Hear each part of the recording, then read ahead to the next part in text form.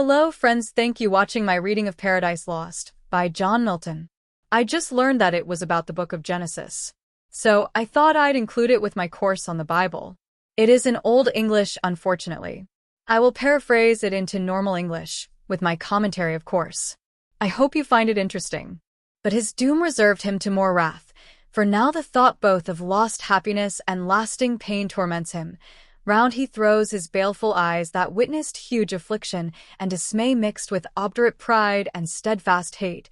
At once as far as angels can he views the dismal situation waste and wild, a dungeon horrible, on all sides round as one great furnace flamed, yet from those flames no light, but rather darkness, visible served only to discover sights of woe, regions of sorrow, doleful shades, where peace and rest can never dwell. Hope never comes that comes to all, but torture without end still urges, and a fiery deluge, fed with ever-burning sulfur unconsumed. Such place eternal justice had prepared for those rebellious. Here their prison ordained in utter darkness, and their portion set as far removed from God and light of heaven as from the center thrice to the utmost pole. Oh, how unlike the place from whence they fell! There the companions of his fall,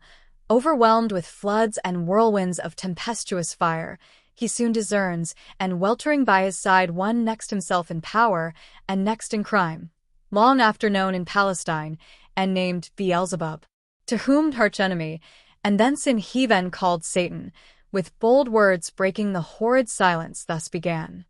If thou beest he, but, oh, how fallen, how changed from him, who in the happy realms of light clothed with transcendent brightens didst outshine myriads though bright, if he whom mutual league, united thoughts and counsels, equal hope, and hazard in the glorious enterprise, joined with me once, now misery hath joined in equal ruin, into what pit thou sayest from what height fallen, so much the stronger proved he with his thunder, and till then who knew the force of those dire arms? Yet not for those nor what the potent victor in his rage can else inflict do I repent or change, though chonged in outward luster, that fixed mind and high disdain, from sense of injured merit, that with the mightiest rice me to contend, and to the fierce contention brought along innumerable force of spirits armed that durst dislike his reign, and me preferring his utmost power with adverse power opposed in dubious battle on the plains of heaven, and shook his throne. What though the field be lost? All is not lost. The unconquerable will, and study of revenge, immortal hate, and courage never to submit or yield. And what is else not to be overcome? That glory never shall his wrath or might extort from me. To bow and sue for grace with suppliant knee, and defy his power, who from the terror of this arm so late doubted his empire, that were low indeed, that were an ignominy and shame beneath this downfall, since by fate the strength of gods and this imperial substance cannot fail. Since through experience of this great event in arms not worse, in foresight much advanced, we may with more successful hope resolve to wage by force or guile eternal war irreconcilable to our grand foe, who now triumphs, and in teach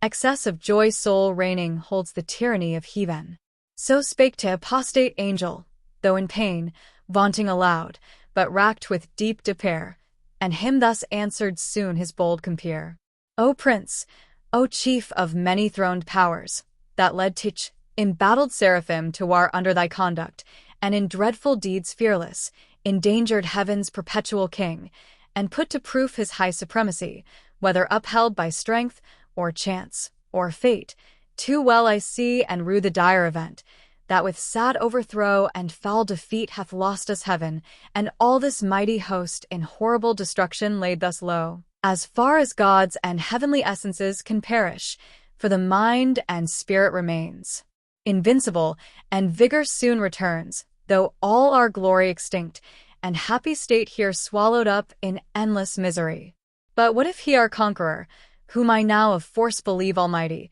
since no less than such could have overpowered such force as ours, have left us this our spirit and strength entire strongly to suffer and support our pains, that we may so suffice his vengeful ire, or do him mightier service as his thralls by right of war, whatever his business be here in the heart of hell to work in fire, or do his errands in the gloomy deep. What can it then avail, though yet we feel strength undiminished, or eternal being to undergo eternal punishment? Whereto with speedy words tich, arch-fiend replied.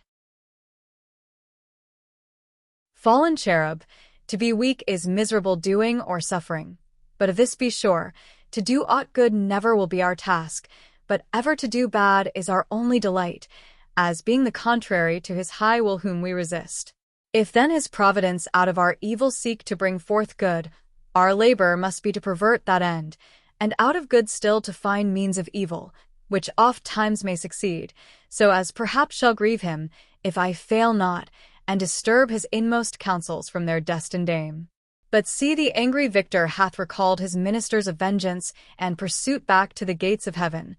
The sulphur like hail, shot after us in storm, o'erblown hath laid the fiery surge, that from the precipice of heaven received us falling, and the thunder, winged with red lightning and impetuous rage, perhaps hath spent his shafts, and ceases now to bellow through the vast and boundless deep. Let us not slip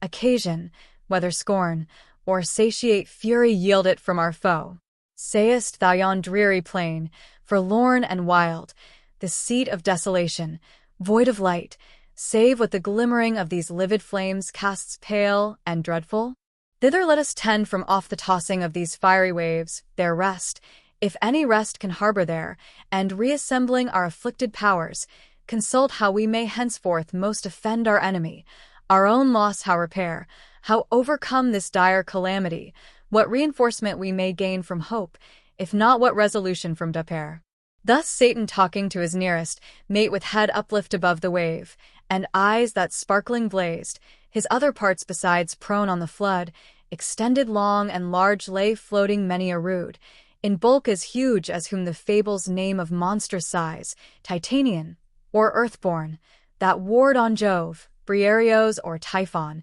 whom the den by ancient Tarsus held, or that sea beast Leviathan, which God of all his works created hugest that swim the ocean stream, him haply slumbering on the Norway foam the pilot of some small night-foundered skiff, deeming some island, oft, as seamen tell, with fixed anchor in his scaly hard skin, moors by his side they hid behind the wall, while night invests the sea, and wished morn delays. So stretched out huge in length the arch-fiend lay chained on the burning lake, nor ever thence had risen, or heaved his head, but that the will and high permission of all-ruling heaven left him at large to his own dark designs, that with reiterated crimes he might heap on himself damnation, while he sought him haply slumbering on the Norway foam the pilot of some small night-foundered skiff, deeming some island, oft, as seamen tell, with fixed anchor in his scaly-rind moors by his side under the lee, while night invests the sea, and wished morn delays.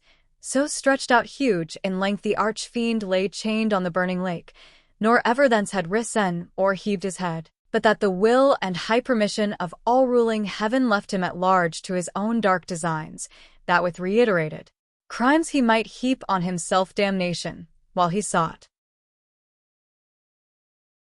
evil to others, and enragged might see how all his malice served but to bring forth infinite goodness, grace and mercy shown on man by him seduct, but on himself treble confusion, wrath and vengeance poured. Forthwith upright he rears from off the pool his mighty stature. On each hand the flames driven backward slope their pointing spires, and rowled in billows, Levite midst a horrid veil. Then with expanded wings he steers his flight aloft, incumbent on the dusky air that felt unusual weight, till on dry land he lights, if it were land that ever burned with solid, as the lake with liquid fire, and such appeared in hue, as when the force of subterranean wind transports a hell torn from Pelorus, or the shattered side of thundering Etna, whose combustible and fueled entrails thence conceiving fire, sublimed with mineral fury, aid the winds, and leave a singed bottom all involved with stench and smoke. Such resting found the soul of unblessed feet. Him followed his next mate, both glorying to have scapt the Stygin flood as gods, and by their own recovered strength, not by the sufferance of supernal power. Is this the region, this the soil, the clime, said then the lost archangel, This the seat that we must change for heaven, this mournful gloom for that celestial light? Be it so, since he who now is sovereign can dispose and bid what shall be right. Farthest from him is best whom reason hath equalled, force hath made supreme above his equals.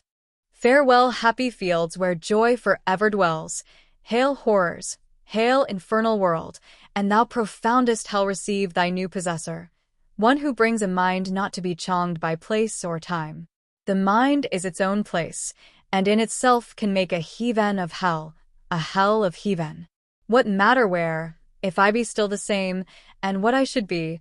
all but less than he whom thunder hath made greater. Here at least we shall be free. Almighty hath not built